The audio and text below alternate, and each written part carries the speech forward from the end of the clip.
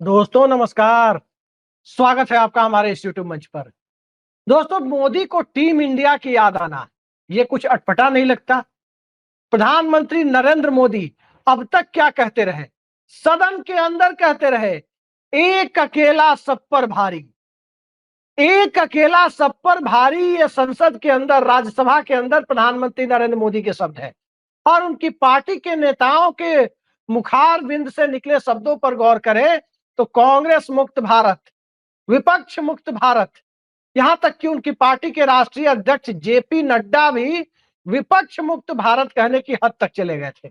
लेकिन अचानक team India की बात नीति आयोग की बैठक में प्रधानमंत्री को कैसे याद आ गई? और जब टीम इंडिया की बात प्रधानमंत्री को याद आ रही है कि टीम इंडिया यदि मिलकर काम करे, केंद्र राज्य मिलकर काम करे, केंद्र राज्य यानी सभी दलों की सरकारें मिलकर काम करे, तो बड़े बड़े लक्ष्य हासिल किए जा सकते हैं। ये आज के दौर में याद आना, मणिपुर के दौर में याद नहीं आना, और जिस दौर में नेता प्रतिपक्ष या फिर मुख्य विपक्षी दल के एक महत्वपूर्ण सांसद को बालक बुद्धि सदन के अंदर कहा जाना, तब टीम इंडिया कहां था? तब टीम इंडिया कहां थी जब ये कहा गया सदन के अंदर एक पूर्व प्रधानमंत्री को कि रेन कोट पहनकर डॉक्टर साहब बाथरूम में नहाते हैं? तब टीम इंडिया कहां थी? टीम इंडिया की बात 10 मई के सीज फायर के बाद ही क्यों आज याद आई है? डोनाल्ड ट्रंप जो मध्यस्थता का दावा कर रहे हैं, क्या उनकी मध्यस्थता ने टीम इंडिया की बात करने पर मजबूर कर दिया है? या जो काम प्रधानमंत्री को करना चाहिए वो काम नेता विपक्ष राहुल गांधी कर रहे हैं, चाहे देश के किसी भी हिस्से में हो, मणिपुर से लेकर कश्मीर के पुंछ और राजौरी तक, हर तरह से परेशान लोगों को, हर तरह से कहीं ना कहीं सोसाइटी का कोई भी सेक्शन, कोई भी वर्ग यदि नाराज दिखता है, यदि उसके अंदर किसी भी तरह की वेदना है, तो वहां तक पहुंचने की जो कोशिशें सदन में विपक्ष के नेता राहुल गांधी कर रहे हैं, क्या टीम इंडिया की बात करने वाले प्रधानमंत्री को आपने देखा कि इस तरह की कोई बात वो करते हो? जब पहलगाम का हमला हुआ, उसके बाद प्रधानमंत्री सबसे पहले कहां पहुंचे? भारत आने के बाद बिहार के झंझारपुर में सभा करने पहुंचे। मणिपुर प्रधानमंत्री कितनी बार गए? मणिपुर पर कितनी बार बयान दिया? ये सब पूरे देश ने देखा है। तो क्या जैसे प्रधानमंत्री नरेंद्र मोदी दिल से माफ नहीं करते अपनी पार्टी के किसी कैंडिडेट या सांसद को, क्या उसी तरह टीम इंडिया की बात करने के लिए मजबूर हो गए हैं? दिल से इसके लिए वो बात कर रहे हैं। आज जब प्रधानमंत्री के मुंह से नीति आयोग की गवर्निंग काउंसिल की बैठक में जब टीम इंडिया की बात लोगों ने सुनी, तो उस टीम इंडिया की बात को मौके पर मौजूद रहकर सुनने के लिए न तो नीतीश कुमार मौजूद थे, न ममता बनर्जी मौजूद थी, न पिनराई विजयन मौजूद थे, न ही सिद्धारमैया मौजूद थे। लेकिन टीम इंडिया की बात की गई। वैसे टीम इंडिया जो क्रिकेट की टीम है, उसमें आज कप्तान बनाया गया, शुभमन गिल नए कप्तान बनाए गए। और जब पहली बार मैंने देखा सोशल मीडिया पर कि प्रधानमंत्री ने टीम इंडिया का जिक्र किया, तो मुझे लगा शायद शुभमन गिल को, जो रोहित शर्मा की जगह कप्तान बनकर आए हैं, उन्हें शायद बधाई दे रहे होंगे। फिर पूरी बात मैंने देखी, तब जाकर कहीं ना कहीं कड़ियां जुड़ती नजर आई। कड़ियां कैसे जुड़ रही है? कड़ियां जुड़ रही है सांसदों के प्रतिनिधिमंडल को विदेश भेजे जाने से। आज के पहले तो एक अकेला सब पर भारी, जो करेंगे प्रधानमंत्री करेंगे, ट्रेन को हरी झंडी दिखाने का काम भी प्रधानमंत्री करेंगे, हर जगह प्रधानमंत्री नरेंद्र मोदी ही दिखेंगे। फिर टीम कहां है? मतलब batting, bowling, wicket keeping, fielding सब अकेले नरेंद्र मोदी करेंगे। ये माहौल अब तक पिछले 10 सालों से करीब करीब ऐसा लगा कि देश में बनाया जा रहा है। लेकिन आज बदला हुआ सुर, क्या अंतरराष्ट्रीय परिस्थितियों में जिस प्रकार से भारत के विरोध के बावजूद पाकिस्तान को लगभग $1.5 बिलियन का जो लोन मिल गया, क्या उसके बाद की परिस्थितियों में ये टीम इंडिया याद आई है?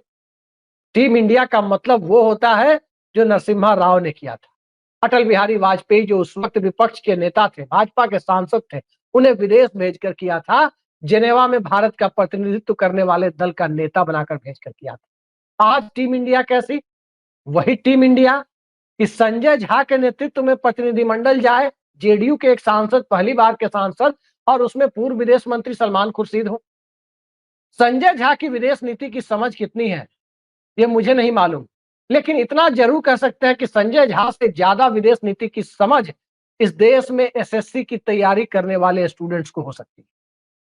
संजय झा की बौद्धिक क्षमता को मैं भी जानता हूं, उनकी बौद्धिक क्षमता पर मैं सवाल नहीं उठा रहा, लेकिन जिस प्रकार से टीमें विदेश भेजी गई, तीन तीन विपक्षी सांसदों को नेतृत्व का मौका दिया गया, एक जगह शशि थरूर को, एक जगह कानीमोझी को और एक जगह सुप्रिया सुले को। तो सांसदों के 7 लोगों के प्रतिनिधिमंडल में 3 जगह प्रतिनिधित्व के लिए विपक्ष के सांसदों को उस संसदीय दल का नेता चुनने की बात आई, जो संसदीय दल बाहर जा रहा था। तो टीम इंडिया की झलक तो लोगों को वहीं से मिली थी, लेकिन कब मिली थी? नरेंद्र मोदी के सत्तासीन होने के लगभग 11 साल के बाद। लेकिन इस टीम इंडिया के हालात यदि 11 साल के बाद सरकार को महसूस करने की नौबत आई है, तो कहीं ना कहीं सत्ता के अंदर मैं से शुरू होकर मैं पर खत्म होने वाली प्रवृत्ति जिम्मेदार है। और इसी मैं की प्रवृत्ति के अंतर्गत गोदी मीडिया भी पनपता है, तो गोदी सेठ भी पनपते हैं। एक तरफ इस देश में 82 करोड़ लोग 5 किलो राशन की सरकारी इमदाद पर जिंदा रखे जाते हैं, तो दूसरी तरफ गोदी सेठों की कमाई, एक गोदी सेठ की कमाई 90 करोड़ रुपए प्रति घंटे, तो दूसरे गोदी सेठ की कमाई इसी मोदी सरकार के दौर में एक दौर ऐसा भी आया था कि 1000 करोड़ रुपए प्रतिदिन के हिसाब से चल रही थी। आज भी कमोबेश काफी ऊपर दिखाई दे रही है। लेकिन इन सब के बीच लोकतंत्र में जो लोकलाज से लोकतंत्र के चलने की बात कही जाती है, वहां लोकलाज के नाम पर क्या होते हुए आपने देखा? मेहुल चौकसी को मेहुल भाई कहकर संबोधित करते हुए आपने किसे सुना? प्रधानमंत्री नरेंद्र मोदी को सुना। आज भी वो वीडियो क्लिप चारों तरफ चलती है, जब मेहुल चौकसी अंतरराष्ट्रीय भगोड़ा, भारत का बैंक लूटकर भागने वाला, वो मेहुल भाई हो जाते हैं, तब टीम इंडिया याद नहीं आती। तब टीम इंडिया के प्लेयर ऐसे ही गोदी सेठ होते हैं। आज जब गोदी सेठों के ऊपर, एक गोदी सेठ के ऊपर अमेरिका में मुकदमा चल रहा है, एक गोदी सेठ तमाम दूसरी तरह की परिस्थितियों में घिरे हुए हैं, और एक तरफ गोदी मीडिया के मालिक भी कहीं ना कहीं गोदी सेठ बनते जा रहे हैं, तब तो टीम इंडिया याद नहीं आ रही थी। राहुल गांधी पुंछ राजौरी पहुंचते हैं, राहुल गांधी कभी धान बोने पहुंच जाते हैं, तो सत्ता को लगता है कि आज धान बो रहे हैं, कल धनिया बोने की स्थिति में न पहुंच जाए। जो धान बो सकता है वो धनिया भी बो सकता है, वो हल्दी भी बो सकता है। राहुल गांधी मोटर मैकेनिक की मुसीबत को जानने के लिए भी पहुंचते हैं, ट्रक ड्राइवर से लेकर कुली तक की समस्याओं को सुनने के लिए पहुंचते हैं। लेकिन मौजूदा दौर में सत्ता के शीर्ष पर बैठे हुए लोग क्या करते हैं? उनकी रगों में खून नहीं, उनकी रगों में लहू नहीं, गर्म सिंदूर बहता है। अब सिंदूर में पारा होता है, खतरनाक केमिकल्स होते हैं, रगों में चला जाए तो पता नहीं मुंह से कौन सी बात निकलवा दे। लेकिन रगों में बह रहा है, ये मैं नहीं कह रहा, प्रधानमंत्री नरेंद्र मोदी कह रहे हैं। खैर, अब तक मैंने यही सुना था कि 4 तरह के 4 ब्लड ग्रुप होते हैं, ए बी ओ और बी। ये 4 ब्लड ग्रुप के होते हैं, अलग अलग तरह के। इन्हीं चारों में से कोई ना कोई ब्लड ग्रुप का ब्लड किसी व्यक्ति की धमनियों में बहता है, लेकिन प्रधानमंत्री की धमनियों में सिंदूर बह रहा है। ऑपरेशन सिंदूर के बाद सिंदूर बहने की बात यदि प्रधानमंत्री कर रहे हैं, तो टीम इंडिया की नौबत नरेंद्र मोदी की सरकार को और खुद नरेंद्र मोदी को यदि याद आ रही है, तो पिछले 11 साल की परिस्थितियों पर गौर करें, तब पता चलेगा कि 2014 में make in India, startup India, stand up India, पता नहीं क्या क्या जो कहा गया, उसकी हकीकत को मौजूदा दौर में उस देश के साथ करके देखें, उस देश के साथ भारत के ट्रेड बैलेंस को देखते हुए, व्यापार संतुलन को देखते हुए कहें, जो हमारा पड़ोसी है और पूरी दुनिया में मैन्युफैक्चरिंग में उसने बेशुमार तरक्की की है, तब समझ में आता है कि क्या भारत चीन की आर्थिक गुलामी की तरफ बढ़ रहा है। 2023-24 का आंकड़ा आपके सामने रखता हूं, एक वित्तीय वर्ष का। 2023-24 के वित्तीय वर्ष में भारत ने चीन से 1,03,000 1.3 लाख करोड़ रुपए का आयात किया, और निर्यात कितने का किया? सिर्फ 17,000 करोड़। अगर इसे आम बोलचाल की भाषा में मोटे तौर पर समझने की कोशिश करें कि यदि भारत और चीन के बीच 100 रुपए का व्यापार हुआ, तो 100 रुपए में 84 रुपए का फेवर चीन के पक्ष में गया। ये हमारा ट्रेड बैलेंस है। और कोई दुकान में चले जाइए, चावल दाल गेहूं बेचने वाली दुकानों को छोड़कर किसी भी दुकान में आप चले जाएं, बड़े शहरों के मॉल से लेकर छोटे शहरों के और कस्बों के झोपड़ी नुमा नुक्कड़ की दुकानों तक आप चले जाएं, आप चाहे मोबाइल का चार्जर खरीदे, आप चाहे बच्चों का खिलौना खरीदे, आप चाहे बिजली का तार खरीदे, आप चाहे घर में रखने वाला कोई भी ऐसा प्रोडक्ट खरीदे, उसके ज्यादातर कंपोनेंट्स या तो मेड इन चाइना होंगे या वो पूरा apparatus he made in China China होगा। हमारी आपकी जेब में मेड इन चाइना भरा हुआ है। कपड़े जो हम पहन रहे हैं ज्यादातर बांग्लादेश से भारत में आ रहे हैं, आसियान कंट्री से आ रहे हैं, वो भी अब भारत में नहीं बन रहे। तो सवाल यह है फिर मेक इन इंडिया कहा गया। एक दौर था जब घड़ियां बनाई जाती थी इस देश में, एचएमटी की घड़ियां बाहर भी निर्यात होती थी, टाइटन की घड़ियां। आज हम में से कितनों के हाथ में मेड इन इंडिया घड़ियां हैं? कितनों के हाथ में मेड इन इंडिया मोबाइल है? कोई बता दे। सिर्फ यहाँ असेंबल इन इंडिया हो रहा है, पार्ट्स कहीं और से आ रहा है, असेंबल करके यानी सब पार्ट्स को जोड़ करके एक डब्बे में बंद करके आपके सामने पेश कर दिया जा रहा है। कई बार वो भी नहीं हो रहा है। दवाओं के कंपोनेंट्स, पैरासीटामोल जो सामान्य सी दवा है, बुखार होने पर दी जाती है, उससे लेकर महंगी से महंगी दवा तक 70% दवाओं के केमिकल चीन से निर्यात किए जा रहे हैं। इलेक्ट्रॉनिक सामान, साइकिल, यहां तक कि पटाखे भी चीन से आ रहे हैं। ये स्थिति जब आज की तारीख में बनी हुई है तो क्या हुआ मेक इन इंडिया का? उस वक्त टीम इंडिया याद नहीं आई। उस वक्त एक नारा दिया गया था कोऑपरेटिव फेडरलिज्म, सहकारी संघवाद।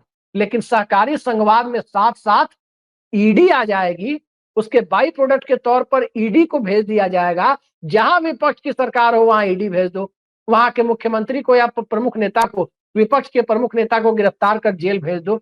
यही मेक इन इंडिया है क्या? यही टीम इंडिया है क्या? आज आखिर टीम इंडिया की याद क्यों आई? सीज फायर के लिए मध्यस्थता जो दावा डोनाल्ड ट्रंप का है, यदि वो मध्यस्थता न कराते तो क्या होता? क्या पाकिस्तान बर्बाद हो जाता? क्या भारत के एक बड़े हिस्से को क्षति पहुंचती? सीज फायर के लिए इनिशिएटिव किसने लिया? हम भारत सरकार के दावे के साथ हैं कि पाकिस्तान के डीजीएमओ ने भारत सरकार के डीजीएमओ को, भारतीय सेना के डीजीएमओ यानी director general of military operations को फोन किया और उसके बाद से सीज फायर पर सहमत हो गए। लेकिन सीज फायर पर सहमत जो देश बढ़त बना रहा था वो क्यों हो गया? ये सवाल आज की तारीख में लोकतांत्रिक तरीके से पूछे जाने में कोई हर्ज नहीं है। लेकिन सत्ता इसको यदि देशद्रोह और देशभक्ति की परिभाषा से देखने लगे तो याद रखिए कहीं ना कहीं कुछ तथ्य है जो देशवासियों की नजरों से बचाने की कोशिश हो रही। पाकिस्तान ने अपने जनरल को इस सीज फायर के दरमियान यानी जो ऑपरेशन सिंदूर की परिस्थितियां थी उसमें पाकिस्तान के जनरल, मिलिट्री जनरल ने जैसा भी बिहेव किया, जिस तरह से, हम तो मानते हैं कि वो असफल रहे, लेकिन इस असफलता के बावजूद उन्हें फील्ड मार्शल के रैंक पर प्रमोट कर दिया गया, किस रूप में देखा जाना चाहिए? और जिस चीन के साथ भारत के ट्रेड की हम बात कर रहे हैं, क्या स्थिति? पाकिस्तान जो लड़ाई भारत के खिलाफ लड़ने की कोशिश कर रहा था, क्या वो अपने बूते कर रहा था या उसी देश के बूते कर रहा था जिस देश का व्यापार संतुलन में अभी मैं आपको बता रहा था कि भारत और चीन का व्यापार एक तरफा चीन के पक्ष में झुका हुआ है। और आज अमेरिका अंतरराष्ट्रीय स्तर पर, वहां का थिंक टैंक अंतरराष्ट्रीय स्तर पर जो सोच और देख रहा है, क्या भारत उस रूप में मौजूदा परिस्थितियों का अंतरराष्ट्रीय स्तर पर फायदा उठाने वाली स्थिति में पहुंचा है? अब तक तो यही देखा जा रहा है कि सरकार में मंत्री कौन होते हैं? Retired bureaucrat. इसके पहले ये परंपरा नहीं थी। इक्का दुक्का यशवंत सिन्हा जैसे लोग मंत्री होते थे, लेकिन सीधे मंत्री नहीं होते थे। सियासत में आने के बाद संघर्ष का रास्ता तय करना, चुनाव में हारना भी, जीतना भी, विपक्ष में बैठना, तब जाकर वो सत्ता की दहलीज तक पहुंचते थे। और यही लोकतांत्रिक प्रक्रिया है। आज क्या हो रहा है? कितने ब्यूरोक्रेट बिठाए गए हैं, कितने पॉलिटिशियन भारतीय जनता पार्टी में मंत्री के पद पर बिठाए गए हैं। हर जगह रबर स्टाम्प मुख्यमंत्री बीजेपी बिठाने की कोशिश कर रही है। राष्ट्रीय अध्यक्ष का चुनाव अब तक इसलिए नहीं हो पा रहा है क्योंकि वहां भी रबर स्टाम्प ढूंढा जा रहा है। लेकिन दुनिया का सबसे बड़ा लोकतंत्र क्या रबर स्टाम्प से चलेगा? अभी कल ही मैंने खबर देखी कि रिजर्व बैंक से सरकार ने डिविडेंड यानी लाभांश के तौर पर 2.7 लाख करोड़ रुपए वसूले हैं। 2.6 लाख करोड़ रुपए, 2.7 लाख करोड़ रुपए। लगभग इतने रुपए लिए गए। इसके पहले 2 लाख करोड़ से ऊपर, उसके पहले भी एक बार 1,76,000 करोड़ रुपए रिजर्व बैंक से सरकार ने वसूले थे। ये पैसा जाता कहाँ है? रिजर्व बैंक का पैसा यदि सरकार को लेने की नौबत आती है तो इस देश की अर्थव्यवस्था के लिए उससे ज्यादा बुरी स्थिति नहीं हो सकती। आखिर वित्त मंत्री निर्मला सीतारमण के दावे कहां गए? प्रधानमंत्री का दावा तो सबने देखा कि मेक इन इंडिया कहां है। मैन्युफैक्चरिंग के नाम पर हमारे हाथ में बांधने वाली घड़ी से लेकर इस चश्मे के फ्रेम से लेकर ज्यादातर चीजें, हमारे पॉकेट में पड़ा हुआ मोबाइल तक, घर में खिलौने से लेकर पटाखे से लेकर दवाओं से लेकर ज्यादातर चीजें चीन के द्वारा आयातित है या आयातित वस्तुओं से बन रही है। तो नरेंद्र मोदी सरकार क्या इस देश में चीन की आर्थिक गुलामी की नौबत की तरफ देश को धकेल चुकी है? ये बेहद गंभीर सवाल है कि क्या आर्थिक गुलामी जो भारत की दिख रही है कि चीन का आर्थिक गुलाम ये देश होता जा रहा है, एक तरफा ट्रेड बैलेंस झुका हुआ है, तो फिर सरकार की नीति पर, सरकार की नीयत पर और सरकार के इकोसिस्टम पर सवाल उठना लाजमी हो जाता है। लेकिन यदि सवाल यही विपक्ष का कोई नेता उठा दे, कोई स्वतंत्र पत्रकार उठा दे, तो अक्सर खान मार्केट गैंग, टुकड़े टुकड़े गैंग, सीधे सीधे उसे नाम दे दिया जाएगा। तब अचानक टीम इंडिया भुला दी जाएगी। तो आज जो टीम इंडिया की नौबत इस देश के सामने लाकर खड़ी की गई है, वो टीम इंडिया की जरूरत 11 साल सत्ता चलाने के बाद यदि किसी व्यक्ति को आ रही है तो बहुत माफी के साथ कहना पड़ता है कि 11 सालों का वक्त इस देश के इतिहास में जाया किया गया है, बर्बाद किया गया है, एक दशक बर्बाद किया गया है। आज राज्यों के मुख्यमंत्री के साथ गवर्निंग काउंसिल की बैठक में जिस तरह से देश के विकास का खाका पेश किया गया, ये खाका 10वीं गवर्निंग काउंसिल की बैठक थी। योजना आयोग की जगह नीति आयोग नरेंद्र मोदी ने ही बनाया था। 10वीं में यदि ये बात कहने की नौबत आ रही है तो निश्चित तौर पर नीतियों के स्तर पर या क्रियान्वयन के स्तर पर या फिर नियत के स्तर पर कहीं ना कहीं बहुत बड़ा लूप होल है। कहीं ना कहीं सरकार इस चीज को सुनिश्चित करने में विफल रही है कि देश के विकास का ढांचा क्या हो, खाका क्या हो। जब योजना आयोग था तो सबने देखा होगा कि एनडीसी की बैठक होती थी, राष्ट्रीय विकास परिषद की बैठक, तमाम मुख्यमंत्री, केंद्रीय मंत्री और थिंक टैंक के लोगों के साथ बैठकर चर्चा होती थी और तब जाकर एक पंचवर्षीय योजना का प्लान तैयार होता था, एक ड्राफ्ट तैयार होता था। आज क्या हो रहा है? आज दिल्ली तय कर रही है कि पटना कैसे चलेगा। आज दिल्ली तय करना चाहती है कि हैदराबाद कैसे चलेगा। आज दिल्ली तय करना चाहती है कि लखनऊ और मुंबई की सरकारें किस प्रकार से अपने राज्यों में विकास की प्रक्रिया को आगे बढ़ाने की दिशा में काम करेंगी। ये काम दिल्ली तय करने के लिए नहीं बैठी है। और जब दिल्ली ये तय करने के लिए बैठी है तो इस देश में संघीय ढांचे की जरूरत क्या है? सुप्रीम कोर्ट के चीफ जस्टिस गवई साहब तो ईडी पर सीधे सीधे कह रहे हैं कि संघीय ढांचे का पालन नहीं कर रहे। लेकिन सवाल यही घूम फिर कर आता है कि जीएसटी जो बहुत जोर शराबे के साथ बनाई गई कि इस देश में बहुत बड़ा परिवर्तन आ जाएगा जीएसटी बनने के बाद, राज्यों को कई बार अपना पैसा लेने के लिए सुप्रीम कोर्ट का दरवाजा क्यों खटकाना पड़ता है? क्या यही कोऑपरेटिव फेडरलिज्म है? क्या यही टीम इंडिया है? और क्या यही टीम इंडिया है जहां विपक्षी दलों की एक बेहद पुरानी मांग लोकतंत्र को लेकर के है कि मशीनी व्यवस्था में चुनाव नहीं होने चाहिए, चुनाव बैलेट पेपर से होने चाहिए। अमेरिका जैसा देश भी बैलेट पेपर से चुनाव कराता है। तो इस संशय वाली व्यवस्था, जिसमें इस देश के नागरिकों को बहुत संशय है, व्यक्तिगत तौर पर मुझे भी संशय है, मैं भी संदेहवादी हूं और संदेहवादी होना मनुष्य का एक सबसे बड़ा, आप कहें कि लोकतांत्रिक कर्तव्य होना चाहिए कि मनुष्य संदेहवादी बने। तो जब ईवीएम के ऊपर, मशीन के ऊपर संशय है, तब सवाल ये उठता है कि सरकार क्यों जिद पर अड़ी हुई है। सवाल ये उठता है कि टीम इंडिया की भावना के साथ यदि काम करना था तो चुनाव आयुक्तों के लिए सिलेक्शन के लिए जो सुप्रीम कोर्ट ने पैनल बनाया था, उससे चीफ जस्टिस ऑफ इंडिया को बाहर कर केंद्र सरकार के मंत्री को उनकी जगह क्यों लाया गया? क्या चीफ जस्टिस ऑफ इंडिया के रहते मुख्य चुनाव आयुक्त का सिलेक्शन नहीं हो सकता था? कई सारे सवाल हैं जो देश के अंदर से लेकर देश के बाहर तक, आर्थिक नीति से लेकर विदेश नीति तक, पर्यावरण नीति से लेकर रोजगार नीति तक और सबसे आगे बढ़कर जीडीपी ग्रोथ, प्रति व्यक्ति आय और तमाम तरीके से देखें तो ये अर्थव्यवस्था के तीनों सेक्टर, चाहे वो कृषि का सेक्टर हो, चाहे वो मैन्युफैक्चरिंग का सेक्टर हो, चाहे वो सर्विस सेक्टर हो, टर्शियरी सेक्टर, हर सेक्टर में सरकार के पास क्या टीम इंडिया के लिए कोई विजन है? टीम इंडिया के लिए कोई विजन होता तो सिलिकॉन चिप बनाने का जो प्रोजेक्ट महाराष्ट्र में आ रहा था, उसे उठाकर गुजरात ले जाने की कवायद नहीं होती। टीम इंडिया का यदि विजन होता तो विदर्भ के इलाके के कई प्रोजेक्ट को गुजरात चुनाव के पहले गुजरात ले जाने की जरूरत नहीं होती। और टीम इंडिया का यदि यह विजन होता तो वर्ल्ड कप क्रिकेट जो भारत में हुआ, जिस वर्ल्ड कप क्रिकेट के पहले अमित शाह के बेटे बीसीसीआई में एक महत्वपूर्ण भूमिका में बैठे हुए थे, यदि टीम इंडिया का विजन होता तो मैं अपने दर्शकों से पूछना चाहता हूं कि क्या वर्ल्ड कप क्रिकेट का फाइनल भी अहमदाबाद में, उद्घाटन मैच भी अहमदाबाद में और भारत पाकिस्तान का सबसे महत्वपूर्ण मैच भी अहमदाबाद में, यानी सारे महत्वपूर्ण मैच गुजरात में ही होते? यही टीम इंडिया है। और यही टीम इंडिया है कि गिफ्ट सिटी भी गुजरात में बनेगी।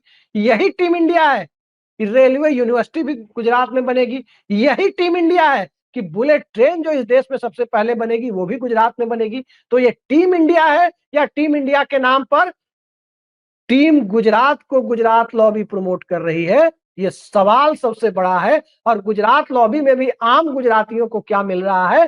कुछ चंद थैलीसाओं को छोड़ दिया जाए तो टीम इंडिया के नाम पर चुनावी राष्ट्रवाद और चुनावी हिंदुत्व के इस दौर में जो नया जुमला उछाला गया है टीम इंडिया, क्या यह विदेश नीति की विफलता से मजबूरी का नाम बनाया गया है टीम इंडिया, या फिर घरेलू परिस्थितियों ने बनाया है, या फिर नीतीश नायडू यानी नानी फैक्टर पर निर्भरता ने बनाया है, या फिर टीम इंडिया की बात संसद में 240 के आंकड़े पर जाकर टिक गई नरेंद्र मोदी सरकार की परिस्थितियों ने बनाया है?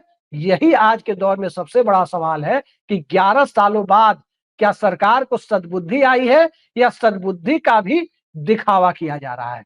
आने वाले कुछ वक्त में पता चल जाएगा कि सद्बुद्धि आई है या सद्बुद्धि का दिखावा किया जा रहा है। तो देखते जाइए, टीम इंडिया प्रधानमंत्री के मुंह से निकल रहा है तो ये आज के दौर में बदलाव का संकेत है या बदलाव की परिस्थितियों को भारी मन से सार्वजनिक तौर पर दिखाने के लिए ही सही, कहने की परिस्थितियों से उपजे हुए हालात का परिणाम है? ये भी कुछ दिनों में साफ हो जाएगा। आज की परिस्थिति तो यही है कि जो काम प्रधानमंत्री को करना चाहिए वो काम विपक्ष के नेता राहुल गांधी कर रहे हैं। कश्मीर से लेकर कन्याकुमारी तक, ट्रक ड्राइवर से लेकर किसान तक, मणिपुर से लेकर पूर्वोत्तर से लेकर के महाराष्ट्र के विदर्भ तक और कोटा के स्टूडेंट से लेकर के देश के दूसरे हिस्सों तक, यदि राहुल गांधी को वो सारे काम करने पड़ रहे हैं जो सत्ता में बैठे हुए, सत्ता के शीर्ष पर बैठे हुए पॉलिसी मेकर्स को करने चाहिए, तो इस देश के अंदर क्या ये मान लिया जाए कि सत्ता लोकतंत्र के अंदर डॉक्टर राम मनोहर लोहिया के उस कथन को चरितार्थ करने चली है कि जब सड़कें सूनी हो जाती है तो संसद आवारा हो जाती है? लेकिन इस देश की संसद मौजूदा दौर में आवारा नहीं हुई है। इस देश की संसद 10 सालों तक मुख्य विपक्षी दल यानी नेता विपक्ष विहीन जरूर थी, 10 सालों बाद अब उसमें नेता विपक्ष है। और 10 सालों बाद जब संसद में नेता विपक्ष की स्थिति है तो फिर टीम इंडिया की जरूरत प्रधानमंत्री नरेंद्र मोदी, उनकी सरकार और उनकी कैबिनेट, उनके थिंक टैंक, इन सब को जोड़ करके देखे तो उससे कहीं ज्यादा टीम इंडिया की जरूरत जो इस देश को है। क्या इस देश की परिस्थितियों को 11 साल बाद नरेंद्र मोदी ने जो स्वीकार किया है, कहीं ना कहीं इसे भारत चीन व्यापार के चश्मे से देखने की कोशिश की जाए तो नरेंद्र मोदी की सरकार मौजूदा दौर में इस देश में असफलताओं का मैग्ना कार्टा नजर आएगी। और असफलताओं का मैग्ना कार्टा, असफलताओं का घोषणा पत्र यदि नरेंद्र मोदी की सरकार नजर आ रही है तो आने वाले वक्त में आप यही कह सकते हैं कि आखिर इस देश को मिला क्या? 5 किलो राशन वाली व्यवस्था के सिवा ये गौर करने का विषय है। देखते जाइए आगे आगे क्या होता है। आज के लिए इतना ही। नमस्कार।